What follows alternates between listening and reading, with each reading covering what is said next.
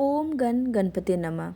तो आइए जानते हैं माघ मास में कब है संकट चौथ, जानेंगे शुभ मुहूर्त, पूजा विधि और इस दिन का महत्व और पौराणिक कथा। माघ मास की संकष्टी चतुर्थी इस साल की बड़ी चौथ होगी। इसे संकट चौथ व्रत कहते हैं। पंचांग के अनुसार प्रत्येक वर्ष माघ मास के कृष्ण पक्ष की चतुर्थी तिथि पर संकट चौथ व्रत रखा जाता है। इस व्रत को संकट चौथ के अलावा संकष्टी चतुर्थी, तिलकुट माघ चतुर्थी के नामों से जाना जाता है। संकट चौथ का व्रत प्रथम पूज्य देवता भगवान गणेश को समर्पित है। संकष्टी चतुर्थी का व्रत संतान सुख, वैवाहिक जीवन में खुशहाली, आर्थिक मजबूती के लिए रखा जाता है। इस दिन व्रत रखा जाता है और गणेश जी की पूजा की जाती है। रात में चंद्रमा को अर्घ्य देकर व्रत का पारण किया जाता है। तो आइए जानते हैं इस साल संकट चौथ की तिथि, पूजा विधि और शुभ मुहूर्त के बारे में। पंचांग के अनुसार माघ मास की कृष्ण पक्ष की संकट चतुर्थी तिथि की शुरुआत 29 जनवरी 2024 को सुबह 6:10 पर होगी। वहीं अगले दिन इसका समापन 30 जनवरी 2024 को सुबह 8:54 पर होगा।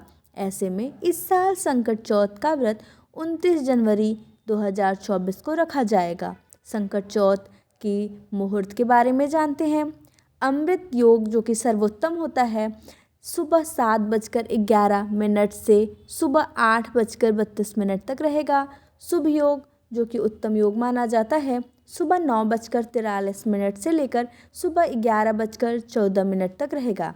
और शाम का मुहूर्त है शाम 4:37 से शाम 7:37 तक।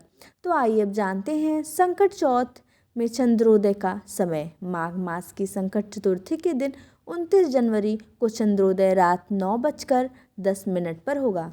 अब आइए जानते हैं संकट चौथ की पूजा विधि। संकट चौथ के दिन ब्रह्म मुहूर्त में स्नान करके स्वच्छ वस्त्र धारण करें। भगवान गणेश की प्रतिमा को चौकी पर स्थापित करें। गणेश जी के साथ माँ लक्ष्मी की मूर्ति भी रखें। गणेश जी को, माँ लक्ष्मी को रोली और अक्षत लगाएं। फिर पुष्प, दुर्वा, मोदक आदि अर्पित करें। संकट चौथ में तिल का विशेष महत्व है। भगवान गणेश को तिल के लड्डुओं का भोग लगाएं।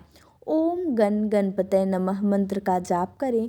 अंत में संकट चौथ व्रत की कथा सुने और आरती करें। रात्रि में चंद्रमा को अर्घ्य देकर संकट चौथ व्रत संपन्न करें। तो आइए जानते हैं संकट चौथ व्रत का महत्व।